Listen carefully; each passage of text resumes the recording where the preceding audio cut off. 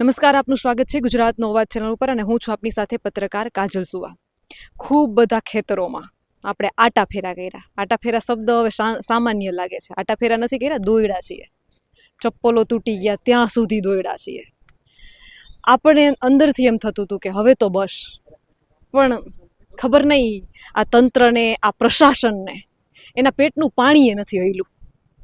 આટલા દિવસ થયા, એ મોરબીનું જેતપર હોય કે પછી સુરેન્દ્રનગરનું કોંઢ હોય કે પછી દેવભૂમિ દ્વારકાનું લાલુકા ગામ હોય, હજુ એ મને ખેડૂતોના ફોન આવે છે કે બેન, ના તો કોઈ વળતરનો નિર્ણય આવ્યો છે કે ના તો કામ બંધ થયું છે. ધારાસભ્યો પણ આવ્યા, વાયદા આપ્યા, કામ બંધ કરી દેવામાં આવશે, 2 દિવસનો સમય માંગ્યો, આજે 2 દિવસ પૂર્ણ થઈ ગયા છે, પરંતુ હજુય કોઈ નિર્ણય આવ્યો નથી. ત્યારે જિજ્ઞેશ મેવાણી આપણી સાથે ઉપસ્થિત છે. જિજ્ઞેશભાઈને મારે સીધા, આપ સૌ જાણો છો કે કાયદાથી વાત કરતા એ ધારાસભ્ય છે.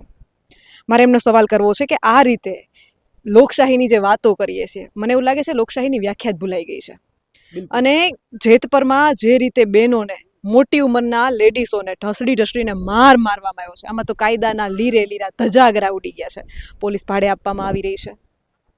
અત્યારે કાયદાની શું સ્થિતિ શું છે પૂછવું, મને તો પૂછતા એમ થાય છે એક પત્રકાર તરીકે કે હું શું પૂછી રહી છું.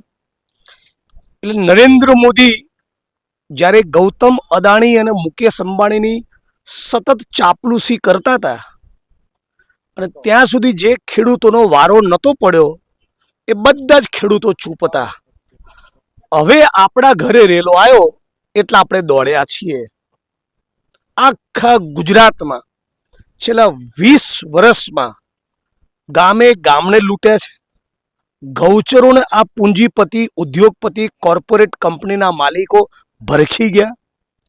જંગલો સાફ કરી નાખ્યા. લાખો કરોડો અરબોની કિંમતના ખનીજો કાઢી લીધા. છતાં એકંદરે આખું ગુજરાત એક સાથે કોઈ દિવસ બેઠું ના થયું કે નાલાયકો શું ધંધા કરો છો. આ એનું પરિણામ બધા ભોગવી રહ્યા છે.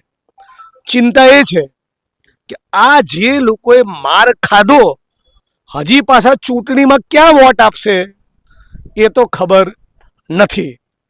એટલે મને બહુ જ જૂનું એક આંદોલન યાદ છે. ભાવનગરમાં કનુભાઈ કલસરિયાના નેતૃત્વમાં નિરમા કંપનીની સામે આંદોલન થતું.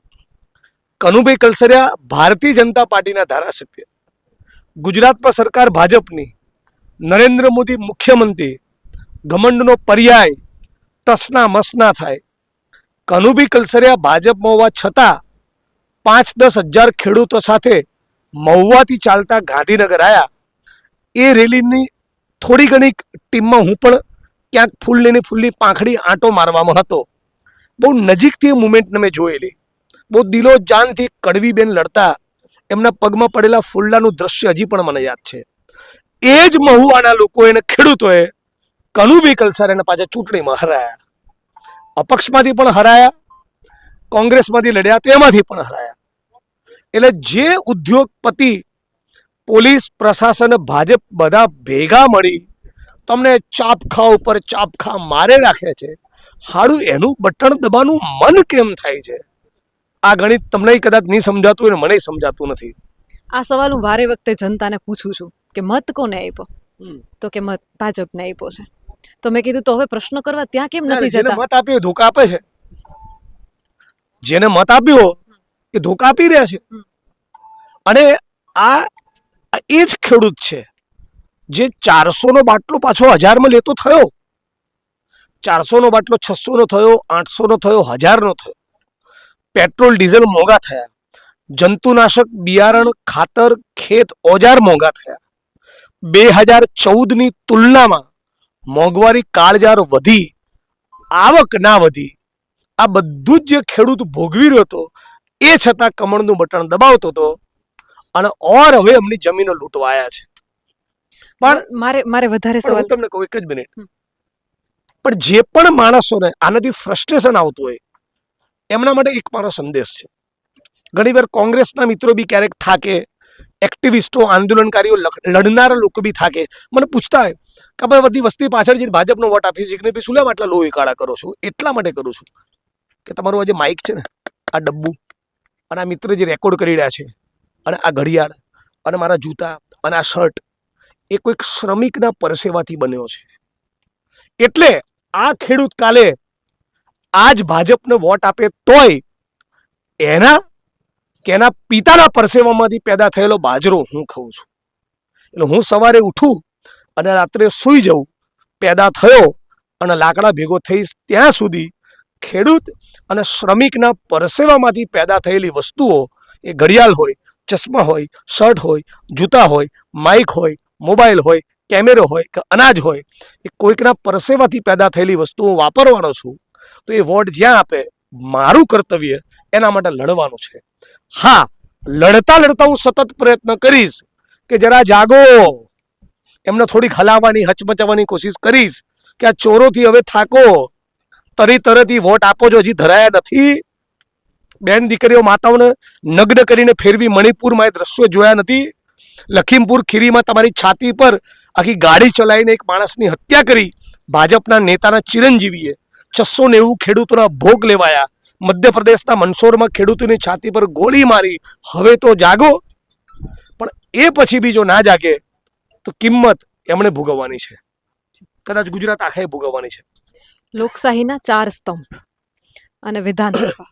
સીધો જ સવાલ કરું છું, વિધાનસભામાં ચાલે છે શું? કેમ કે ગૃહમાં આ વખતે જ્યારે સત્ર ચાલતું હતું ત્યારે મેં લાઈવ જોયું છે. ગૃહમાં 8 પાસની ચર્ચાઓ થાય છે. 182 ને ચૂંટીને અમે જનતાએ અને અમે બધાએ પોતાએ 182 ને ચૂંટીને એટલા માટે ત્યાં મૂક્યા છે કે તમે 8 પાસની ચર્ચાઓ કરો કે અમારા મુદ્દાઓ ઉઠાવો. બોલતા જ નથી. બધાની બકરી ડબ્બામાં છે. કેવા સવાલ પૂછે મિત્રો ખબર છે આ ભાજપના બધા ધારાસભ્યો? તો શું આપણા રાજ્યમાં વૃદ્ધ સહાયની યોજના ચાલે છે? માનનીય મંત્રીશ્રી જણાવે. અને જો હા, તો યોજનાનો માસિક લાભ કેટલો છે? આવા નાજુક કોમળ સવાલ પૂછે. એમ નથી પૂછતા કે આ ગુજરાતનો આ ગૌતમ અદાણી નામનો માણસ 7.5 લાખ કરોડનો આસામી થયો તો 100માંથી 35 બાળકો કુપોષિત કેમ છે? આ કોઈ પૂછતું જ નથી ધારાસભ્યોમાંથી. અને ભાજપના ધારાસભ્યો, સંસદ સભ્યો તો 13 પત્રો લખ્યા છે કે ગુજરાતના બ્યુરોક્રેટ્સ, અધિકારીઓ અમને ગાંઠતા જ નથી. એવા 13 પત્રો છે. એટલે જે જનતાએ ચૂંટીને મોકલ્યા એનું દર્દ મહેસૂસ કરતા હોય, એની પીડા સાથે કંઈક લગાવ, કંઈ સરોકાર હોય તો બોલે ને. એ કંઈ પડી જ નથી. અહીંયા ફક્ત મારી કે પાલભીની કે તમારી જવાબદારી નથી. અચ્છા, જેમ તમે ધારાસભ્યની વાત કરી એ મીડિયાવાળા બી બધા નથી આવતા. મોટી છાપાની ટીમો, મોટા ચેનલ વાળા એ કેમ નથી આવતા? આ બહુ મોટો મુદ્દો છે. સતત મીડિયા બતાવે તો કદાચ રાષ્ટ્રીય મુદ્દો બને કે મોદીજી કે ગુજરાત મેં કિસાન નારાજ ક્यों है? એ સવાલ છે ને. તો કેમ નથી બતાવતા? કેમ કે એક કોર્પોરેટ કંપનીઓએ મોટાભાગના છાપાને ચેનલમાં લગભગ 50% થી 65% સુધીનો સ્ટેક લઈ લીધો છે. સાદી બોલચાલની ભાષામાં કહીએ તો એ બધાને ખરીદી લીધા છે. એટલે એમનું જ વાજુ વગાડે છે. ખેડૂતોનું દર્દ બતાવતા નથી. ખેડૂતોની આટલી બધી પીંજણમાં એક વસ્તુ તમે નોટિસ કરી, કૃષિ મંત્રીનું તો ક્યાંય નામ જ નથી આવ્યું. આ આખી વાર્તામાં કૃષિ મંત્રીનું ક્યાંય નામ જ નથી. સ્ટેટમેન્ટો કર્યા, થાંભલા રોપવા સિવાયના કર્યા. બીજું બધું જ બોલે છે. આ ખેડૂતોને પોતાની છાતીમાં મરજી વિરુદ્ધ થાંભલા નાખવા દેવા નથી. આ મુદ્દે નથી બોલતા.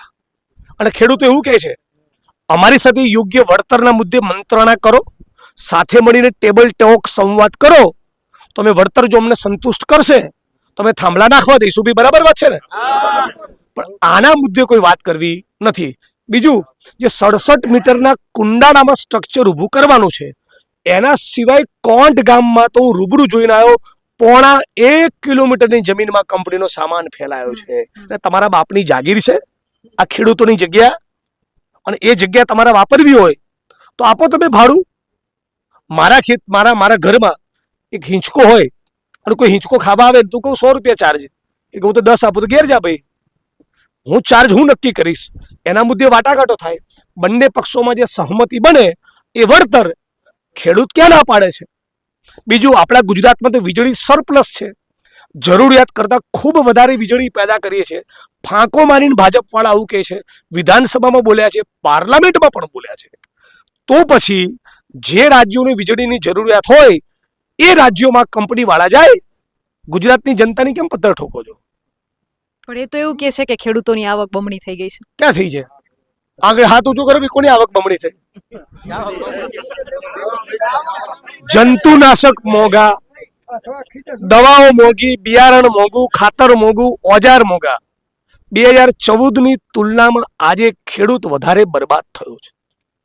કોઈ ખેડૂતની આવક આખા હિન્દુસ્તાનના કોઈ ખૂણે ડબલ નથી થઈ, અડધી થઈ, 3 ગણી થઈ ગઈ, એટલે ત્રીજા ભાગની થઈ ગઈ. અદાણી અંબાણીની વધી 100 ગણી, 250 ગણી, 400 ગણી, એવા અનેક ડેટા આપણે સોશિયલ મીડિયામાં જોઈએ છીએ, રાઈટ. અને જો હું ભૂલ નથી કરતો તો દુનિયાના પૂંજીપતિઓની ઉદ્યોગપતિઓની યાદીમાં ગૌતમ અદાણીનો નંબર કે 109મો કે કંઈક બહુ પાછળ હતો. આજે 167 કહીએ ભાઈ, રાઈટ. ટૂંકમાં 1 થી 100માં નહોતો, આજે ટોપ 3માં માણસ આવી ગયો. તો કોણે લૂંટ્યા? આ જ ગુજરાતના દેશની જનતાને. એટલે આ દેશ ખેડૂતોનો છે, ખેત મજૂરોનો છે, પશુપાલકોનો છે, સામાન્ય નાગરિક ભાઈ બહેનોનો છે, કોર્પોરેટ કંપનીઓનો નથી. એ આપણે બધાએ સમજી લેવું પડશે. એક ઈસ્ટ ઇન્ડિયા કંપનીએ આખા ભારતની પદુડી કાઢી નાખી હતી. અત્યારે એટલી દુનિયાભરની મલ્ટીનેશનલ કંપનીઓ ગુજરાત અને દેશમાં એને બેઠી છે. એમાંની ઘણી બધી કંપનીઓ રોજગાર આપે છે, પણ રોજગાર આપીને તમે હિન્દુસ્તાનના માલિક નથી બની જતા. તમે ગુજરાત અને દેશની જનતાના બાપ નથી બની જતા. તમારી ફેક્ટરીઓ, તમારી કંપનીઓ જે ધમધમે છે, એમાં આપણા ગુજરાતનો, આપણા દેશનો કોઈ શ્રમિક 12 કલાક 14 કલાક મજૂરી કરે છે, ત્યારે ઉત્પાદન થાય છે. તમે ગઈકાલે કોંઢમાં હતા, સુરેન્દ્રનગરમાં. શું જોયું ત્યાંની, સુરેન્દ્રનગરની શું સ્થિતિ છે? એકદમ સ્પષ્ટ દીવા જેવું ચિત્ર મેનપાલભાઈએ જોયું. જે 67 મીટરના કુંડાળામાં સ્ટ્રક્ચર ઊભું કરવાનું હોય એ તો છે, પણ એના સિવાય 1.5 કિલોમીટરના રેડિયસમાં દોરડા ખેંચી દીધા છે અને સામાન કંપનીનો પથરાયેલો છે. આ ખેડૂતોને મંજૂર નથી. 67 મીટરના કુંડાળા પૂરતી વાત બરાબર, એટલા પૂરતી કલેક્ટરે મંજૂરી આપી છે. બાકીની જમીનમાં છૂટ નથી, તો બાકીની મારી જમીન વાપરવી હોય, ખેડૂતનું કેવું છે, તો મને એ પ્રમાણેનું વળતર આપવું પડે. સાપકડા મોરબીમાં ગયા તો ત્યાં આર્મીના એક જવાન શહીદ થયેલા, એમના વિધવા બેને જાહેરમાં ઊભા થઈને કીધું કે મારે કંઈક બોલવું છે. અમે બધાએ કીધું બોલો બેન, તમારી શું રજૂઆત છે? બેન કે મને ધમકી આપે છે પોલીસવાળા. હું આર્મીના જવાનની વિધવા છું, મને ધમદાટી આપે છે, શું કરી લઈશ? ત્યાં દિલ્હી. આ બદતમીજી શેના માટે કરો છો? શેના માટે આટલો ફાંકો છે? બીજા એક યુવાને કીધું કે મારી ઉંમર પૂછી કે કેટલી ઉંમરનો થયો, એટલે કે 26 વર્ષ. કે કેટલા વર્ષ જીવું છું બીજા? નવરો કરી નાખીશ કે. આ ઇનડાયરેક્ટલી એવું કહી રહ્યા છે કે તને પતાવી દઈશું. એક થાંભલો નાખવા. 7.5 લાખ કરોડનો માણસ છે ગૌતમ અદાણી, 7.5 લાખ કરોડનો માણસ છે મુકેશ અંબાણી. હાડા તોય ધરાતા જ નથી. એમની ભૂખ સંતોષાતી જ નથી. ક્યાં લઈ જશે આ પૈસાના બચકા? ક્યાં લઈ જશે? મારો બીજો સવાલ એ છે કે કચ્છના વાંઢિયા વખતે પણ આ સ્થિતિ થઈ હતી. આગેવાનો આવે છે, નેતાઓ આવે છે, ખેડૂતોના ગોવાળો બને છે, પણ સોલ્યુશન નથી આવતું. અંદર ખાને ક્યાંક ને ક્યાંક નેતાઓ જ ખૂટી જાય છે, આગેવાનો જ ખૂટી જાય છે. કચ્છમાં જોયું આપણે. તો એવા નેતાઓને ગુજરાતની જનતાએ ઓળખી લેવા જોઈએ. 30 વર્ષથી ના ઓળખે પછી જિગ્નેશભાઈ શું કરે? આજ તાલુકા જિલ્લા પંચાયતની ચૂંટણીની પૂર્વે થાંભલા નાખવા આવ્યા હતા. પાલનપુરના ખેડૂતોને દોડાયા હતા, કચ્છમાં ખેડૂતોને દોડાયા હતા, દ્વારકામાં, રાજકોટ ગ્રામ્યમાં રંજાડેલા. એ પછી એ કમળનું બટન દબાવો એટલે આ બેલ મુજે માર. એ પરિસ્થિતિ આપણે ભોગવી રહ્યા છીએ. આ જ તાલુકામાં તમે જાઓ, કોઈ પણ પીએચસી કે સીએચસીમાં બ્લડ સેલ કાઉન્ટર નહીં હોય, સીટી સ્કેનનું મશીન નહીં હોય, એમઆરઆઈનું મશીન નહીં હોય, ઓન્કોલોજિસ્ટ કેન્સરનો ડોક્ટર નહીં હોય, બેન દીકરીઓની પ્રસૂતિ માટે ગાયનેકોલોજિસ્ટ નહીં હોય, તો કોઈ વસ્તી બોલતી નથી. મારો મત વિસ્તાર જે બનાસકાંઠા જિલ્લામાં, જે 35 લાખ લોકોની વચ્ચે એક સરખી હોસ્પિટલ નથી. એ ગરીબ માણસને જવું પોસાય.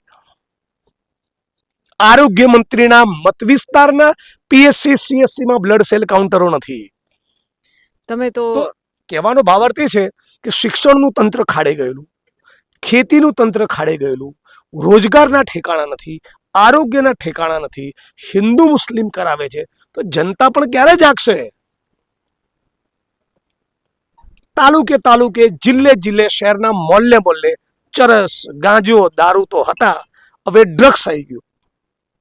2019ના ભારત સરકારના સમાજ કલ્યાણ વિભાગના રિપોર્ટ પ્રમાણે ઓફિશિયલ ડેટા ગુજરાતમાં ડ્રગ્સ યુઝર્સનો 19 લાખથી વધારે.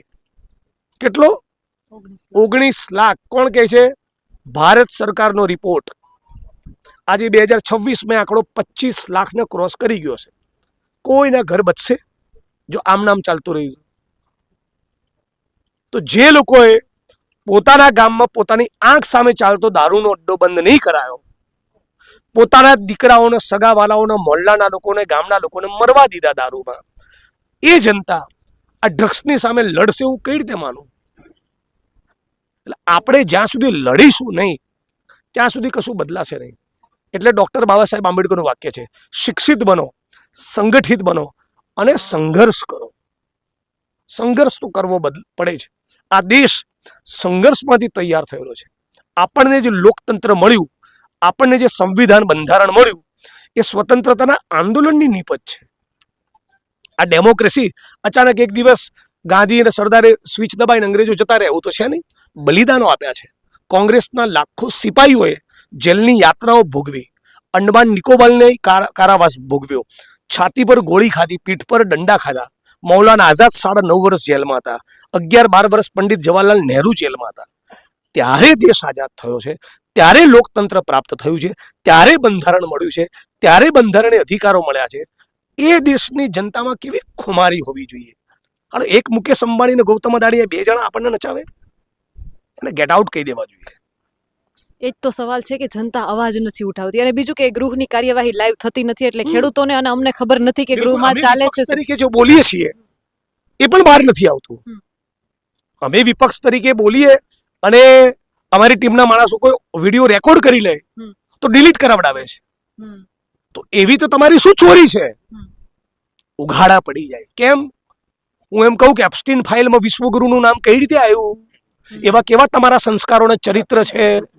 એટલે તાવ આવી જાય એટલે નથી બતાવતા. બીજું કે દ્રશ્ય એ પણ થોડા સમય પહેલા આપણે જોયું કે પેટ્રોલ ડીઝલની લાંબી લાઈનોમાં ખેડૂતો ઊભા હતા ત્યારે મેલોડી ચોકલેટના વિડીયો વાયરલ થયા હતા. બિલકુલ. સાહેબને તો આવી બધી પ્રવૃત્તિમાં બહુ રસ છે ને. નટ સમ્રાટ ઓફ ધ નેશન છે. શાહરૂખ, સલમાન, આમિર કઈ ના આવે એક્ટિંગમાં. અંતિમ સવાલ એ પૂછવો છે, મેં કીધું ને ગૃહની કાર્યવાહી લાઈવ થતી નથી એટલે ખેડૂતોને અમને ખ્યાલ નથી. કૃષિ મંત્રી બારો અમારી બધાની સામૂહિક વિનંતી છે તમારા માધ્યમથી કે હે વિશ્વગુરુ, હવે તું નિવૃત્ત થઈ જા ને મારા ભાઈ. આ ભારત ભૂમિની કેટલી પત્તર ઠોકીશ. થોડો શરમ લાજનો છાંટો બચ્યો હોય તો નિવૃત્ત થઈને આરામ કરને હિમાલયના પહાડોમાં. હું તો ધારાસભ્ય થયો ને એના મહિનામાં જ કીધું હતું. હવે બહુ થયું. ના રોજગારી આપી શકે છે, ના 100 સ્માર્ટ સિટીમાંથી 1 સ્માર્ટ સિટી બનાવ્યું, સ્માર્ટ મીટર આવી ગયા. Time is come for him to retired. બરાબર ને ભાઈ? એવું લાગે છે ને એમનો ટાઈમ પૂરો થઈ ગયો હવે. અને પકાવે બી બહુ છે માણસ. મેલોડી ખવડાવે ને ચોકલેટ ખવડાવે ને બધા ખેલ કર્યા કરે છે. ગુજરાત અને દેશની જનતાના પ્રાણ પ્રશ્નો સાથે કોઈ લેવા દેવા જ નથી. એ માણસને કોઈ જ લેવા દેવા નથી. અને તમે લખી રાખો, મોરબીમાં આવશે, દ્વારકામાં આવશે, સુરેન્દ્રનગરમાં આવશે, ખેડૂતો સિવાય કઈ નહીં બોલે. જાણે ખેડૂતો માટે જગત મેના જેવું કોઈને પ્રેમ ના હોય એવું જ બોલશે. આશા રાખું છું તમારા દર્શક મિત્રો અને વિસ્તારના ખેડૂતો અને ગુજરાત અને દેશની જનતા આપણા રાષ્ટ્રના આ નટને ઓળખી લે. કાલે હાથમાં પૂજાના એ દીવડાઓ લઈ અને આરતી ઉતારતા ધારાસભ્યોને જોયા છે. તો એ ધારાસભ્યના પગમાં શું કાંટા છે કે આ ડામરનો તડકો સહન નથી થતો? કેમ ખેડૂતો સુધી નથી પહોંચતા? કેમ કે આરતી ઉતારતા અને લાંબા આયુષ્યની કામનાઓ કરતા તો કાલે બધાય જોવા મળ્યા હતા. એનો મતલબ એમ કે બધા ઉનાળુ વેકેશનમાં છે ને ફ્રી જ છે, કોઈ કામમાં નથી. જો બીમારીના બાના હોય તો આરતી ઉતારતા એ પહોંચી ના શકે. આજે મેં મારી સ્પીચમાં જ કીધું, ધારો કે હું નિવૃત્ત ડેપ્યુટી કલેક્ટર છું, રિટાયર્ડ. મારા ગામના ઠાકોર કે દેવી પૂજક સમાજની વિધવાબેનના પેન્શનની હું અરજી ન કરી આપું, હું પછી દ્વારકામાં ધજા ચડાવવા જાઉં, ક્યાંથી દ્વારકાધીશ રાજી થવાનો? એટલે મૂળ ખેડૂતોની પીડા દેખાતી નથી, ખેડૂતોની વચ્ચે આવીને ઊભા રહેવું નથી, એમના સંઘર્ષનો હિસ્સો બનવું નથી, અને બીજી બધી પ્રવૃત્તિ કરે છે. મને લાગે છે ગુજરાત એમને પણ જોઈ રહ્યું છે, ઓળખી રહ્યું છે. 15મી તારીખે જરા તાકાતથી બધા ખેડૂતો આવશે અને મને આશા છે કે ગુજરાતની બહેરી સરકાર આંખે જોઈ નથી શકતી, કાને સાંભળી શકતી નથી, થોડીક એની જરા બૂચી પકડીને હચમચાવશે. પરમિશન મળી ગઈ છે? પરમિશન આઝાદ દેશ છે, આઝાદ દેશના આઝાદ નાગરિકો છીએ, અમે તો ઇન્કલાબ કરવા જઈશું. હર જોર જુલમ કી ટક્કર पे સંઘર્ષ हमारा नारा है, લડી લઈશું. અમારી સાથે જોડાવા બદલ આપનો ખૂબ ખૂબ આભાર. જિજ્ઞેશભાઈએ ખેડૂતો અહીંના વિસ્તાર વિશે અને ક્યાંક ને ક્યાંક જે અન્યાય થઈ રહ્યો છે એમણે સુરેન્દ્રનગરના કોંઢની મુલાકાત લીધી, જેતપરમાં પણ મોરબીમાં એમણે મુલાકાત લીધી અને તેઓ જામનગર રોકાયા હતા અને અહીંના વિસ્તારની સ્થિતિ જાણવાની એમણે કોશિશ કરી છે. એમણે એક સરસ વાત કરી કે જ્યાં સુધી જનતા જાગૃત નહીં થાય ત્યાં સુધી કોઈ ઉકેલ નહીં આવી શકે. જનતાએ જાગૃત થવાની જરૂર છે, જનતાએ વિચારવાની જરૂર છે કે આ શું થઈ રહ્યું છે અને આપણે હવે શું કરવાનું છે. આપણી તાકાત અંતે જ્યારે આપણો કોઈ પણ પ્રશ્ન સાંભળવામાં ન આવે ત્યારે આપણો અધિકાર, મતનો અધિકાર એ આપણી તાકાત છે. આપણો એક મત ઘણું બધું બદલી શકે છે. હવે તમારે વિચારવાનું છે કે તમારો મતાધિકારનો ઉપયોગ તમારે કઈ રીતે કરવાનો છે.